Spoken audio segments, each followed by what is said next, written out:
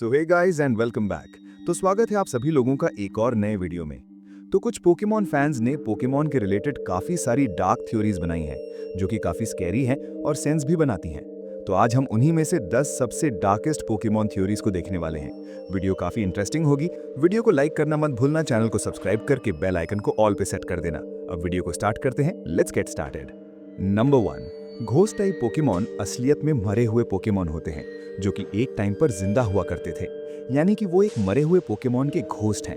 Example के लिए कुछ फैन मेड थ्योरीज के अकॉर्डिंग गैंगार मरे हुए क्लेफेबल की शैडो या फिर आत्मा है, जो कि काफी ज्यादा सेंस बनाता है क्योंकि दोनों पोकेमॉन का शेप काफी ज्यादा सिमिलर है। इसका एक और एग्जाम्पल ये है कि pure water type Pokemon cloister मरने के बाद पॉइजन और घोस्ट टाइप पोकेमॉन गैस्ट्री बन जाता है।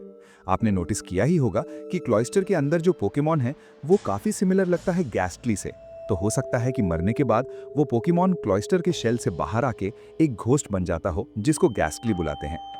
नंबर 2, आप लोगों ने नोटिस किया ही होगा कि पोकेमॉन वर्ल्ड में ज्यादातर लोग टीनेजर्स हैं या फिर सारे टीनेजर्स ही ट्रेनर्स हैं और अपनी जर्नी स्टार्ट करते हैं, जैसे कि ऐश, मिस्टी, ब्रॉक और ऐसे काफी सारे एग्जांपल्स हैं। पोकेमॉन वर्ल्ड में काफी कम अडल्ट लोग हैं जैसे कि लियोन और लैंस, और ओल्ड लोगों की पॉपुलेशन काफी ज्यादा कम है जैसे कि प्रोफेसर ओक या फिर अगाथा। तो आखिर ऐसा क्यों है? पोकेमॉन फैन थ्योरीज के अकॉर्डिंग पोकेमॉन वर्ल्ड में कुछ टाइम पहले एक वॉर हुई थी जिसमें ज्यादातर अडल्ट और ओल्ड लोगों ने पार्टिसिपेट किया था।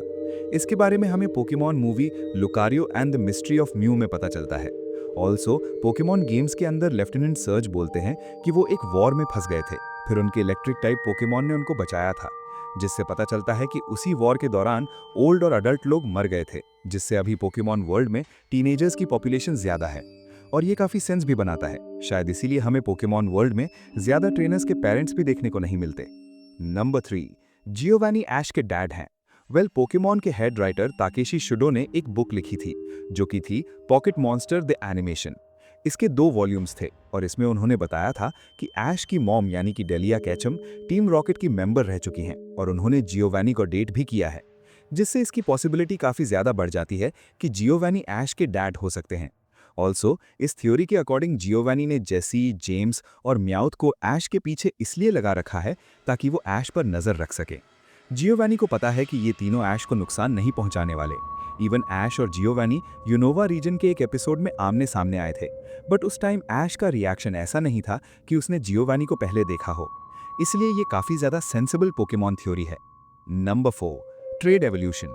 पोकेमॉन वर्ल्ड में काफी सारे ट्रेड एवोल्यूशन पोकेमॉन हैं, यानी कि ऐसे पोकेमॉन जिनको फुल्ली इवॉल्व करने के लिए हमें किसी और ट्रेनर के साथ उनको ट्रेड करना पड़ता है। इसके कुछ एग्जाम्पल्स हैं गैंगार, एलेकाज़ाम और मचैम्प। बट ये पोकेमॉन हमें वाइल्ड में काफी बार देखने को मिलते हैं, जो कि इम्पॉसिबल है क्योंकि ट्रेड एवोल्यूशन पोकेमॉन सिर्फ और सिर्फ एक ट्रेनर से दूसरे ट्रेनर के पास ट्रेड होने से ही इवॉल्व होते हैं। तो इस थ्योरी के अकॉर्डिंग उन पोकेमॉन के ट्रेनर्स ने या तो उन पोकेमॉन को रिलीज किया है या तो उनका ट्रेनर ही मर गया है, जिसके चलते अब वो रैंडमली यहाँ वहाँ घूम रहे हैं, जो कि एक काफी ज्यादा स्कैरी पोकेमॉन थ्योरी है। Number 5, fake journey. इस थ्योरी के अकॉर्डिंग हमें ऑलमोस्ट हर एक मूवी के अंदर एक मदर और डॉटर देखने को मिलती हैं। ये हमें कहीं ना कहीं हर मूवी में देखने को मिल जाते हैं।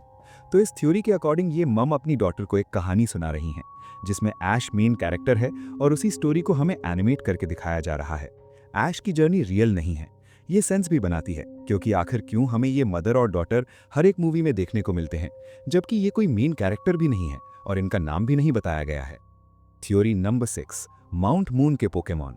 थ्योरी नंबर 6 ये है कि क्लेफरी, क्लेफेबल ये सब पोकेमॉन यार देखने में बहुत क्यूट लगते हैं और ऐसा लगता है कि काफी अच्छे हैं, लेकिन एक थ्योरी के अकॉर्डिंग ये जितने अच्छे दिखते हैं उतने हैं नहीं। जैसे कि हम जानते हैं माउंट मून जो कैंटो रीजन का है, वहां पे हम लोग को क्लेफरी पाई जाती है, वो क्लेफरी वहां पे रहते हैं। तो इस थ्योरी के अकॉर्डिंग जो क्लेफरी, क्लेफेबल ये सब हैं, ये सब मून से यहाँ पे भाई अपनी जगह बनाने आते हैं। ये पूरा रहने के लिए आते हैं माउंट मून पे, और कोई भी इंसान वगैरह उनको वहां से भगाने का ट्राई करता है तो वो उसको मार देते हैं। यहाँ तक कि कोई पोकेमॉन भी भाई अगर उनको कुछ करने का ट्राई करे तो वो उसको मार देते हैं वहीं पे, और वो मरे मरे वहीं पे उनका फॉसिल बन जाता है। जैसे कि हम देखते हैं माउंट मून पे हमको फॉसिल भी मिलते हैं। तो बोला जाता है कि वो उन्हीं मरे हुए पोकेमॉन का फॉसिल है जिनको क्लेफरी, क्लेफेबल इन सब ने मारा था। तो हाँ, थ्योरी थोड़ी डार्क है हम कह सकते हैं। Number 7, starter Pokemon. Theory number 7 ये है कि हम सब जानते हैं स्टार्टर पोकेमॉन या नॉर्मल पोकेमॉन के कंपैरिजन में हम लोग तो बहुत ज़्यादा ही कम देखने मिलते हैं। वो बहुत ज़्यादा रेयर होते हैं नॉर्मल पोकेमॉन के कंपैरिजन में। तो इस थ्योरी के अकॉर्डिंग एक टाइम पे भाई स्टार्टर पोकेमॉन भी एक्चुअली बहुत कॉमन हुआ करते थे। बिल्कुल नॉर्मल पोकेमॉन की तरह वो होते थे। लेकिन यार हम जानते हैं स्टार्टर पोकेमॉन थोड़े हटके ही होते हैं सब पोकेमॉन से।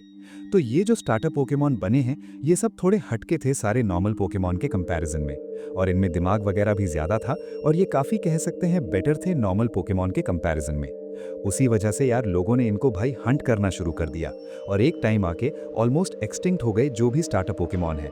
और इसी वजह से बोला जाता है कि भाई ये बड़े रेयर हैं फिलहाल। ये थ्योरी मुझे उतनी भी कुछ खास नहीं लगी बट हाँ अच्छी थी। Number 8, time traveller. पोकेमॉन के जो ओरिजिनल गेम्स थे वहां पर यार एक सीन पे केव के बाहर एक लड़की खड़ी रहती है जो कि तुम लोग को एक डिजाइन बताती है, सबको पता होगा। वो डिजाइन है मुन्ना पोकेमॉन का, जो कि यूनोवा रीजन का एक पोकेमॉन है। और मतलब वो जो भी बताती है वो एग्जैक्टली मैच कर रहा होता है मुन्ना पोकेमॉन के डिजाइन से। अब यार इस थ्योरी के अकॉर्डिंग ये जो लड़की थी ये एक्चुअली एक टाइम ट्रैवलर थी जो कि फ्यूचर से आई थी पास्ट में बताने के लिए कि फ्यूचर का पोकेमॉन एक्चुअली में कैसा दिखता है। वो यहाँ के कैंटो के जो अभी पोकेमॉन है ये भाई कितना अलग है इसके कंपैरिजन में। तो ये थ्योरी एक्चुअली भाई काफी ज्यादा सही है। नंबर 9, आब्रा की बुद्धिमानी। हम जैसे कि जानते हैं आब्रा पोकेमॉन को कैच करना बहुत हार्ड होता है क्योंकि जैसे ही बैटल में घुसते हैं भाई एक ही बार में ये टेलीपोर्ट करके चला जाता है बैटल से। इसकी भाई एक थ्योरी है बहुत ज़्यादा पॉपुलर।